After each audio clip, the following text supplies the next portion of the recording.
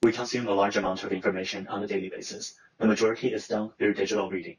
However, readers have little control over the format they're reading, and even when provided the option to choose, the font selection interface is often alphabetically sorted and provides limited guidance. In this work, we used machine learning to support selection of faster reading font.